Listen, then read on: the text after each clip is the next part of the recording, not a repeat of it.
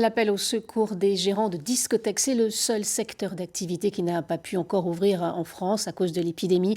Les représentants du secteur viennent de déposer un référé devant le Conseil d'État. Avant d'en parler avec notre invité, voici le reportage de Gilles Coulon et Sylvie Tusquemounet dans une discothèque ce matin.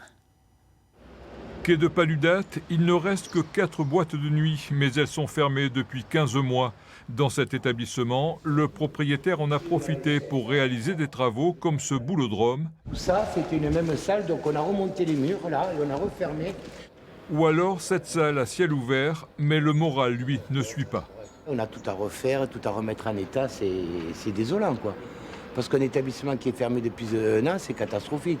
Ce que je ne comprends pas, c'est par rapport au bar ou à d'autres établissements. Nous, on a ciel ouvert. Quelle est la différence entre une boîte de nuit comme celle-là, ciel ouvert, et un bar en terrasse?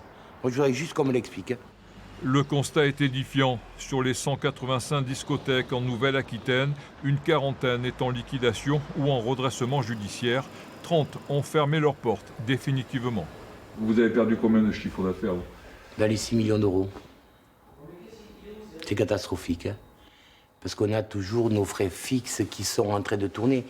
Et les 20% qui nous ont octroyés donc à partir du mois de, je crois que c'est août ou septembre, on l'a eu 3 ou 4 fois, ne couvrent absolument pas les frais que l'on a. Pour retrouver l'ambiance des grandes soirées, les exploitants ont demandé au Conseil d'État que les discothèques soient intégrées en urgence au plan de déconfinement du gouvernement. Objectif, ouvrir le 30 juin. La décision est attendue en début de semaine prochaine.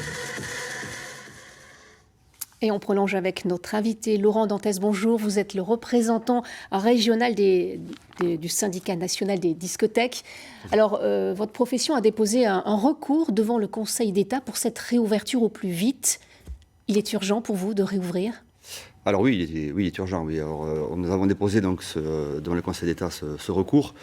Car quand nous avons eu la surprise de voir le calendrier de déconfinement, nous, les discothèques, un petit peu comme d'habitude, depuis plus d'un an maintenant, on n'était pas invités.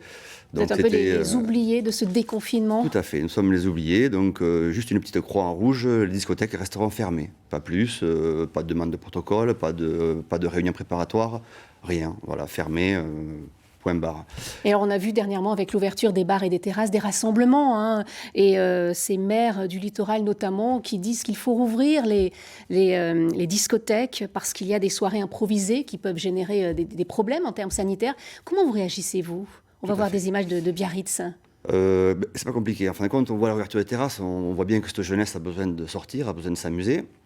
Nous, on est à même pas plus qu'un bar ou qu'un restaurant qui va faire discothèque.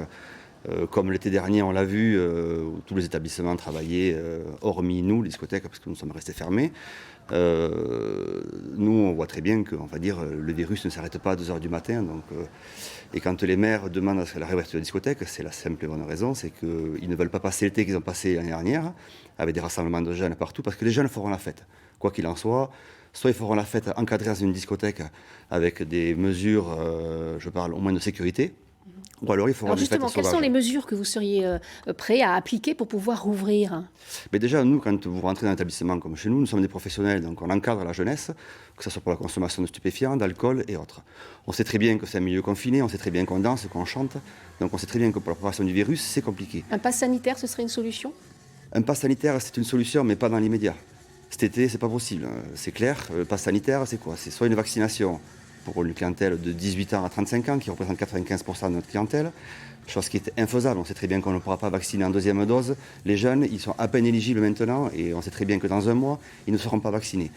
Donc un PCR, vous allez faire quoi? Sur la Cano, quand il passe de 3 000 habitants à 300 000 habitants, vous allez faire 1000 tests par jour. Vous proposez quoi? C'est pas possible. Donc je pense que le mieux aujourd'hui, c'est qu'on réouvre cet été avec tout simple, une prise de température à l'entrée, application obligatoire Stop Covid de toute clientèle, un téléphone chargé. Des choses assez simples. Des choses assez simples. Dans tous les cas, la fête, elle se fera dans des lieux sauvages.